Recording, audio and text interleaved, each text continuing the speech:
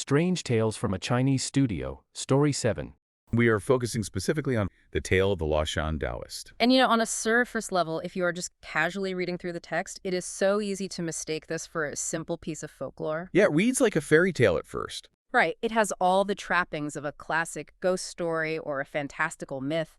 You've got ancient magic, isolated mountain temples, immortals, illusions, all of that. But if we actually look closely, the author, Pu Songling, is doing something much, much more subversive. He's sneaking in a lesson. He really is. He is delivering this razor-sharp, timeless psychological dissection of human entitlement. I mean, this story is fundamentally an exploration of the fatal collision between unearned ambition and harsh, unforgiving reality. Which is wild because Pu Songling was writing this in the 17th century, right? During the early Qing dynasty. Yes, exactly. And what fascinates me is how perfectly his critique mirrors the exact same behavioral traps you see on, social media today. We are going to unpack every single layer of this story. There are so many layers to get through. We'll look at the hidden philosophy behind mundane physical labor, the actual mechanics of how the magic operates in this specific world, and the brilliant, somewhat terrifying social critique tucked into the epilogue at the very end. Yeah, the epilogue is where it all comes together. It really is. So the goal here isn't just to tell you a neat ghost story. We want to explore why this 17th century fable is the absolute perfect mirror for anyone trying to navigate our modern world of instant gratification. To really grasp the weight of what Pu Songling is doing here, we have to understand the protagonist he creates. Because Pu Songling, he was an incredibly observant student of human nature. Right, he had a very specific background himself. He did. He spent much of his life frustrated by the rigid, often corrupt civil service examination system in China at the time. Which was incredibly difficult to pass. Brutally difficult. And because of that, he saw a lot of men who possessed superficial knowledge, but completely lacked deep character. So he sets up our main character, this young man named Wang Sheng, as the ultimate embodiment of that superficiality. And the text immediately establishes Wang Sheng's background right off the bat. It tells us he is the seventh son of an old, wealthy family. Which is such a crucial detail. Yet that detail isn't an accident at all. In a historical context, being the seventh son in a really rich household means you likely aren't inheriting the main burden of running the family estate. Right. The older brothers are handling the responsibilities. Exactly. So you have an abundance of leisure time, you are completely insulated from poverty, and honestly, you are probably very pampered. Extremely pampered. So Wang admires Taoism. He has probably read all the romanticized poetry about, immortals living in the clouds, and he decides he wants that for himself. He wants the aesthetic. He wants the aesthetic. He wants to be the guy with the flowing robes. So he packs his bags, and he travels to Mount Lao. And Mount Lao is a crucial setting here. It's a real place situated on the coastline of Shandong province, and it has this massive historical and cultural weight in Taoist mysticism. It's beautiful, isn't it? Oh, it's geographically stunning. You have these steep mountains plunging directly into the ocean, often shrouded in mist. I mean, it is exactly the kind of place a wealthy, romantic young man would seek out to find profound cinematic magic. So he makes the trek. He gets to the peak, and he finds this very secluded, serene temple. And there is a Taoist master sitting there on a rush cushion. The text describes him with white hair hanging down to his collar, but with a spirit that is vigorous and transcendent. The archetype of the wise mystic. Literally the archetype. Wang finds the master's reasoning profound and just begs to be taken on as a disciple. But the master's very first response is a massive red flag for Wang. Yeah, the master takes one look at this enthusiastic young man and essentially says, I feel you are too pampered to endure the hardship. Just calls him out immediately. Immediately. And notice what the master does not do here. He doesn't administer a theological quiz. Right. He doesn't ask Wang to interpret the Tao Te Ching or recite scriptures. He immediately assesses Wang's physical and mental resilience. Well, they're connected, right? Exactly. In Eastern philosophical traditions, particularly Taoism, the mind and the body are not strictly separate. Your spiritual fortitude is directly reflected in your ability to endure physical reality. But Wang naturally is highly offended by this. Of course he is. He insists he can handle it. He probably thinks, well, I've read all the books, I have the desire, of course I can do it. How hard can it be? Right. He thinks passion is enough. Yeah. So the master reluctantly accepts him. There are several other disciples living at the temple. But when Wang wakes up the next morning, he isn't handed a scroll of ancient spells. He isn't taught how to manipulate life energy. Nope. He's handed an axe. His very first task, and seemingly his only task, is to go out into the forest with the other disciples and chop wood. Which is, quite honestly, the most profound grounding exercise a teacher could assign. I have to pause here, though. I have to push back a little because I always struggle a bit with this trope. We see it in martial arts movies, spiritual stories, the whole wax-on, wax-off method. Right, the karate toot approach. Exactly. Yeah. Is the master actually teaching him something through the wood chopping? Or is this just hazing? Like, is the master just trying to break his spirit to see if he's compliant? Because, frankly, manual labor just makes you tired. It doesn't inherently make you wise. That is a very fair skepticism to have. And you are right, manual labor in a vacuum does not equal enlightenment. Lots of people chop wood and aren't enlightened. But we have to look at what wood chopping represents in the context of Wang's specific psychological disease. Okay, his disease. Yes, Wang's disease is entitlement. He honestly believes his wealth and his intellectual interest in Taoism give him a shortcut to the summit. Chopping wood is a metaphor for the unglamorous foundational work of any true mastery. You can't skip the foundation. You cannot build a spiritual skyscraper on a swamp of ego. It just doesn't work. Chopping wood forces you into the present moment. It is repetitive, it is often incredibly boring, and most importantly, it offers absolutely no immediate glory. Right. Nobody is standing in the forest clapping for you every time you split a log. Exactly. There's no audience. When you chop wood, you are forced to confront your own physical limitations. It strips away all that romanticism he came with.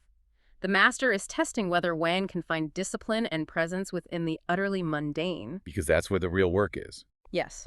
Mastery in any field, whether you are, learning to code, writing a novel, or seeking spiritual enlightenment, it requires thousands of hours of unapplauded repetition. Unapplauded repetition. That's good. Mhm. And Wang is utterly failing this test. The story notes that after just 1 month, his hands and feet are covered in thick calluses. He is miserable. He simply cannot bear the suffering, and the text specifically says he secretly had the desire to return home. Secretly, that's a key word. Yes. And I read this and I immediately pictured a very specific modern scenario. Oh, what scenario is that?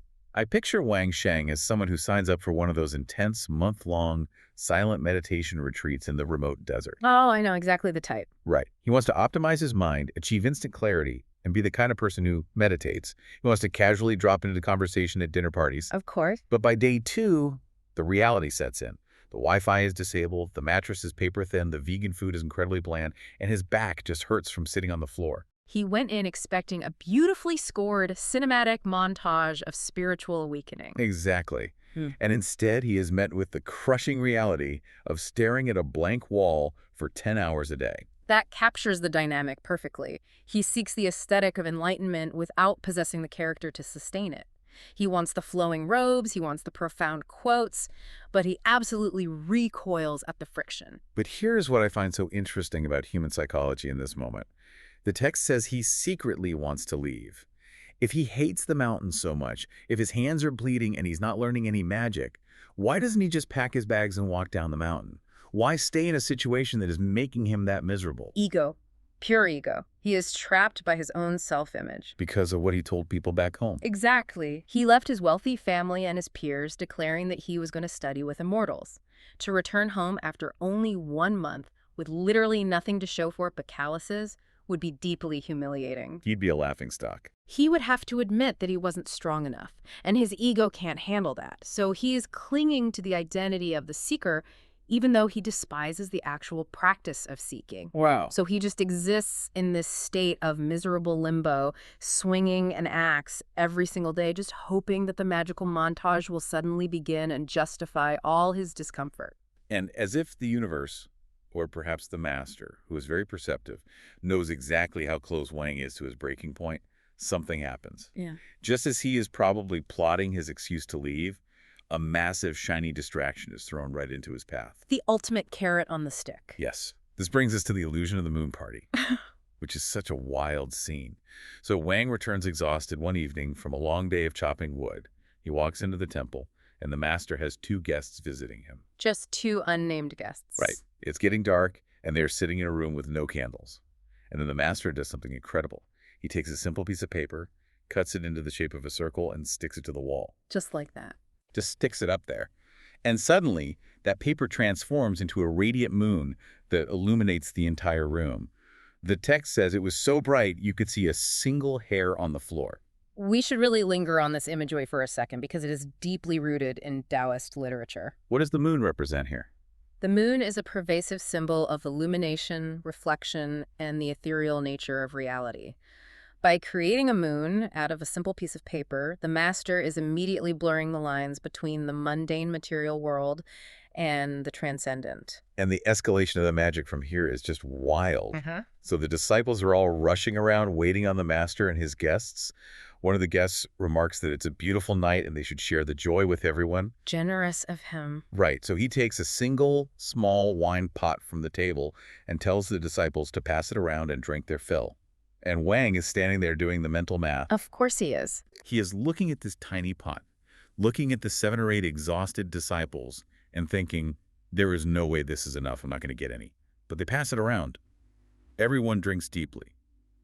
And the pot never empties. This is a classic folklore trope, right? The vessel of endless abundance. But in this specific context, it represents the boundless nature of the Tao. The Tao being inexhaustible. Exactly. The Tao provides endlessly for those who are in harmony with it. Wang, however, is still operating on the logic of scarcity and material calculation. He's still doing the math. He is. And just when you think it can't get any more surreal, it peaks. Another guest says, well, we have the moonlight, but drinking in silence is dull. Why not call Changji? Which is a massive flex. Right. For context for you listening, Changji is the legendary Chinese goddess of the moon. So the guest takes a simple wooden chopstick and throws it right into the paper moon glowing on the wall. Just tosses it in. And out of the paper steps a tiny, beautiful woman, initially less than a foot tall. But as her feet hit the floor, she grows to human size. She has a slender waist, a beautiful neck, and she begins to perform the mesmerizing neon garment dance. The sensory details here are just vital to the story. Think about the transition from the grueling, sweaty, painful reality of chopping wood in the forest to this luminous, effortless display of beauty and magic. It is intoxicating. It's the ultimate contrast. It is. And we really must look closely at what the fairy sings while she dances. Yes, the lyrics are so specific. She sings, immortal, immortal, returning, confining me in the moon palace. A haunting little phrase. What do you make of that? Well, think about the psychological state of our protagonist right now. The lyrics are a subtle, almost taunting mirror to Wang's own internal crisis. No, really? Yeah, confining me in the moon palace. The fairy is singing about the paradox of being trapped in a magical, elevated place. A palace is still a prison if you cannot leave it. Wang Sheng feels entirely confined by Mount Lao. He came looking for the moon palace of immortality, right? But he feels imprisoned by the reality of the mountain and the wood chopping. That parallel is stunning. He thinks he's a prisoner of the mundane work, but he's actually a prisoner of his own rigid expectations. Precisely. So the fairy finishes her dance, she jumps up onto the table and instantly reverts back into a wooden chopstick. Magic over. Just like that. The 3 men laugh. Then one of the guests says he is getting a bit too drunk and suggests they move the party actually inside the moon. Which is just such a great image. It's incredible. They physically pick up their seats, walk toward the wall, and step inside the paper moon. And the disciples just look on in absolute awe. They can see the 3 men sitting inside the moon, drinking and talking, as clearly as a reflection in a mirror. The spatial distortion described here is really fascinating. Stepping inside a 2-dimensional piece of paper to access a 3-dimensional luminous world. Like almost sci-fi. It is. It's almost like ancient descriptions of virtual reality or theoretical physics. Philosophically, it represents the vast depth of reality that is hidden just behind the surface of mundane things, but only if you possess the mastery to access it. But eventually, the glowing moon begins to dim. The disciples rush to bring real candles into the room to light it up. And when light hits, the guests are completely gone. Vanished. The leftover food is still sitting on the table. And on the wall is just a plain, round piece of paper. The master is sitting there all alone. He looks at the disciples and asks, "Have you drunk enough?" They answer yes. And then the master delivers the ultimate reality check. The best line. He says, "If you have had enough, you should go to sleep early so you don't miss chopping wood tomorrow." That single sentence is the anchor of the entire sequence. But, okay, I have to challenge the master's pedagogy here again. Go for it. If the entire goal of bringing Wang to the mountain is to teach him humility, discipline, and the value of hard work, isn't throwing a spectacular, rule-breaking magical frat party incredibly counterproductive? It does seem that way. Isn't the master just feeding the exact superficial desire for flashy tricks that he should be trying to starve? Because the text explicitly states that after seeing this, Wang was so mesmerized, he dropped his plan to leave. I completely understand why it feels contradictory. It looks like the master is giving a drug addict a taste of the drug to keep them in rehab, basically. Exactly. But this touches on a profound element of teaching within these esoteric traditions. The spectacle is the ultimate psychological test. The master is revealing the vast, mind-bending summit of the mountain. He is showing them what is actually possible. So he's proving he's the real deal. Yes, but the critical lesson is in how the sequence concludes. The magic disappears, the illusion is casually broken, and the immediate, unyielding instruction is, go to sleep, you have wood to chop. Back to the grind. The magic doesn't excuse you from the chores. Exactly. The master is demonstrating a core Taoist principle. True masters can experience the divine, the transcendent, and the magical without ever losing their grip on daily responsibilities.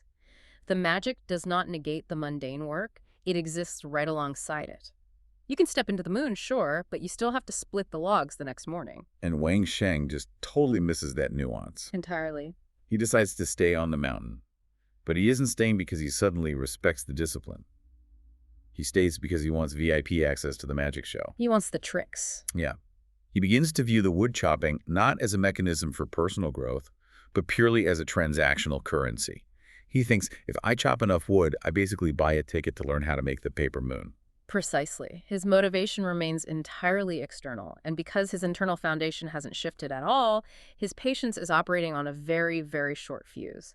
You can only sustain transactional suffering for so long before you demand your payout. Which brings us to the breaking point. Another whole month passes.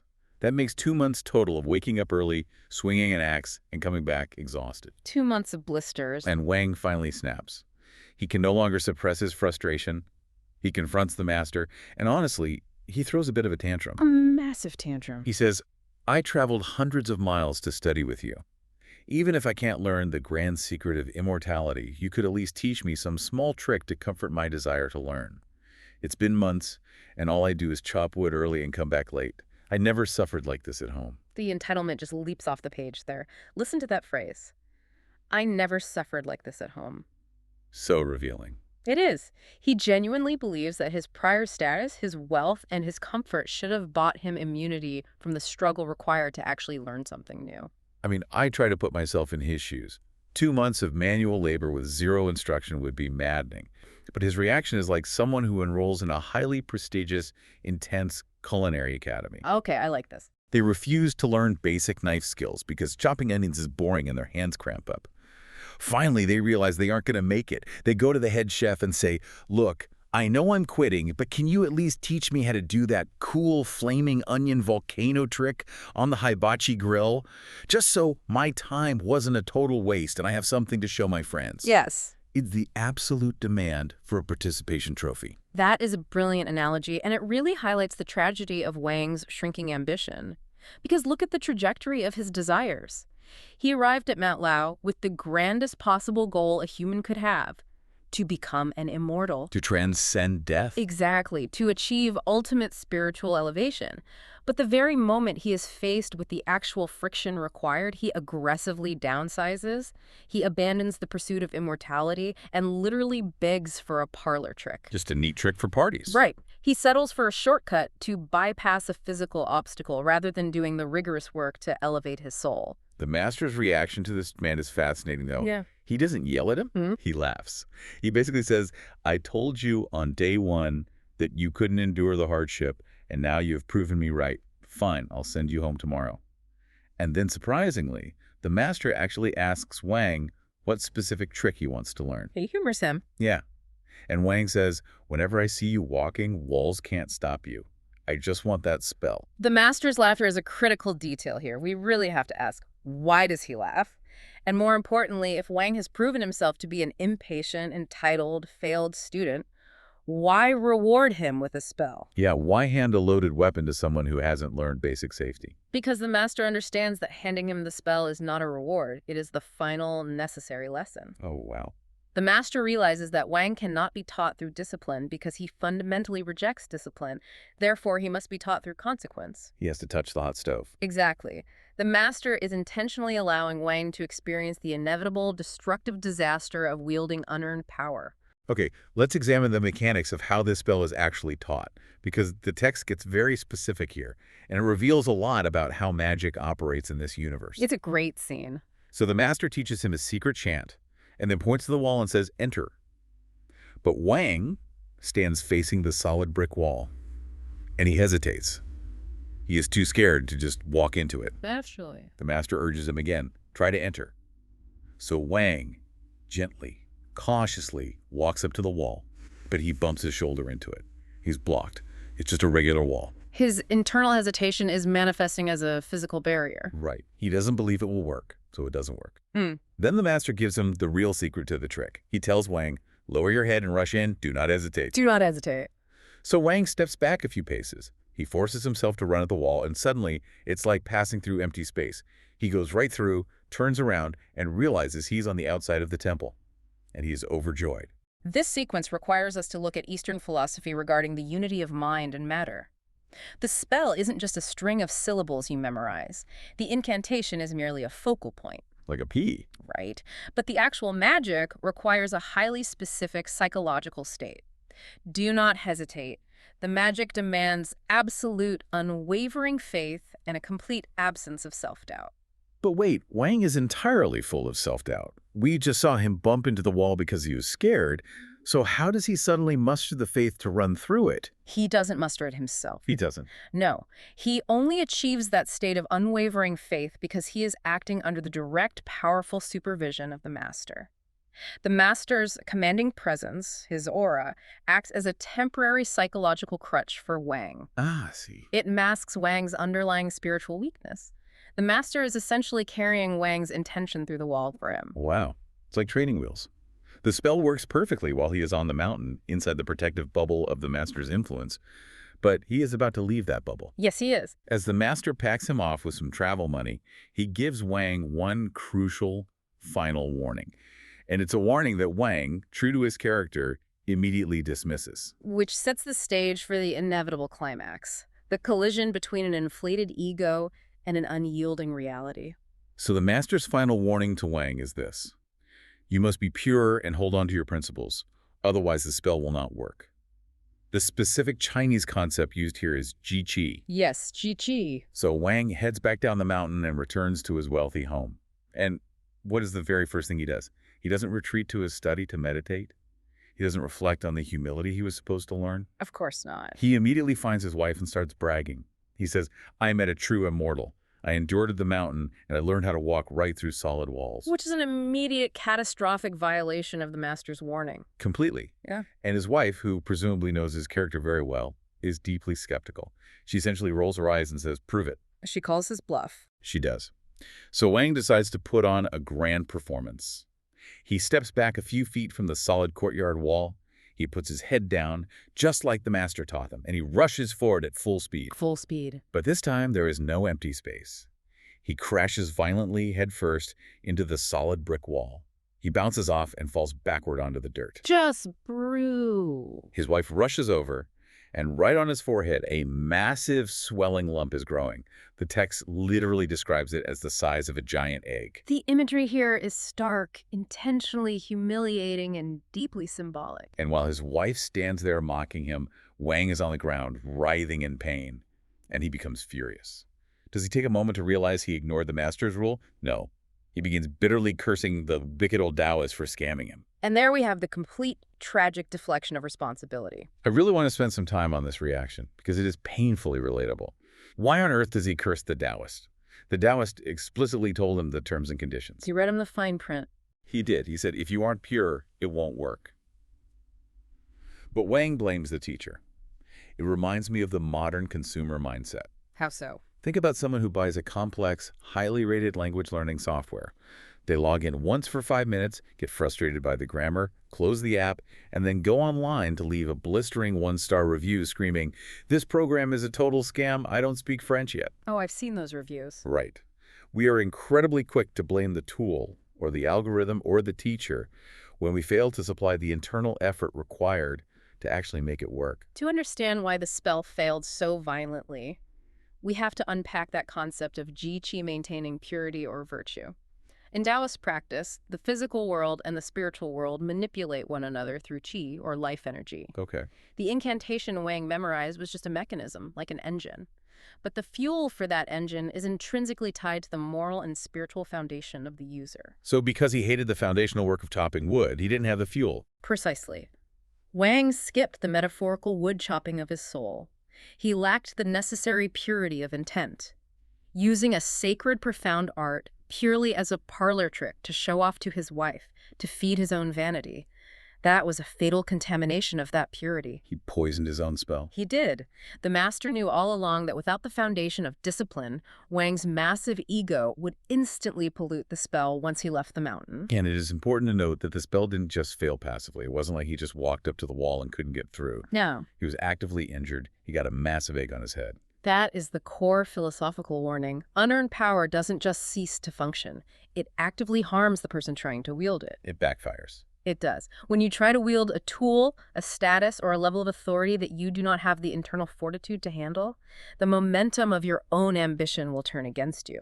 That giant egg lump on his forehead is the physical manifestation of his swollen, bruised ego. It is a visible, undeniable brand of his foolishness that he now has to wear on his face for everyone to see. The scene is just so darkly comedic. You could vividly picture the slapstick absurdity of it. The buildup of this pompous husband, puffing out his chest, trying to intimidate his skeptical wife. Watch this, I am basically a demigod now. Witness my power. Yeah, he sprints at the wall and just smack.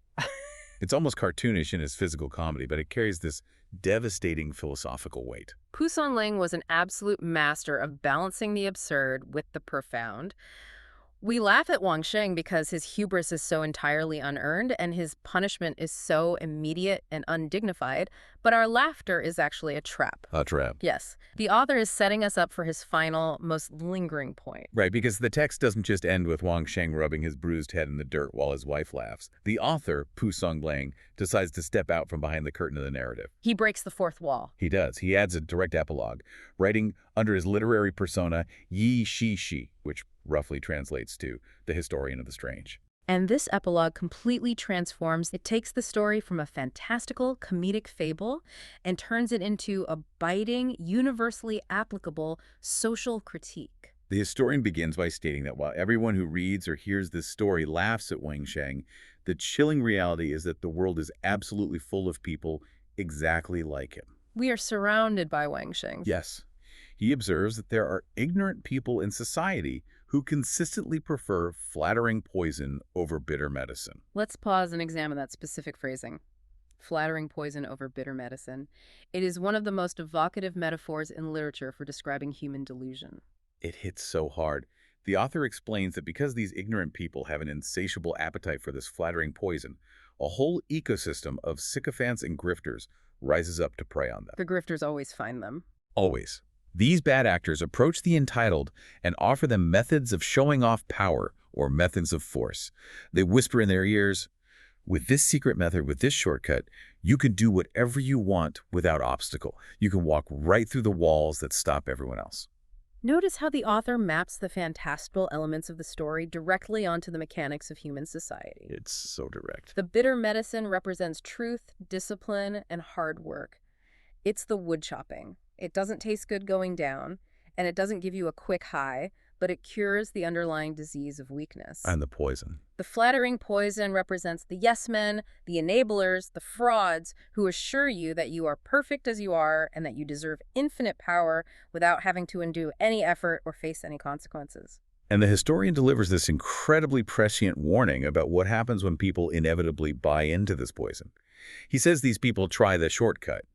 And at first, they experience a small effect, just like Wang Sheng managing to walk through the wall that one time under the master's protection. They get a tiny taste of success. Exactly. And because of that tiny, initial, often unearned success, they fall into a massive delusion. They mistakenly believe they can act with impunity everywhere. They think the fundamental rules of reality no longer apply to them. They think, the world is my playground. I can act like this wherever I want. Until, as the historian writes, they inevitably hit a hard wall. Their momentum won't stop until they hit a hard wall and stumble. Here's where the universal genius of the text really shines, and it is vital that we view this impartially.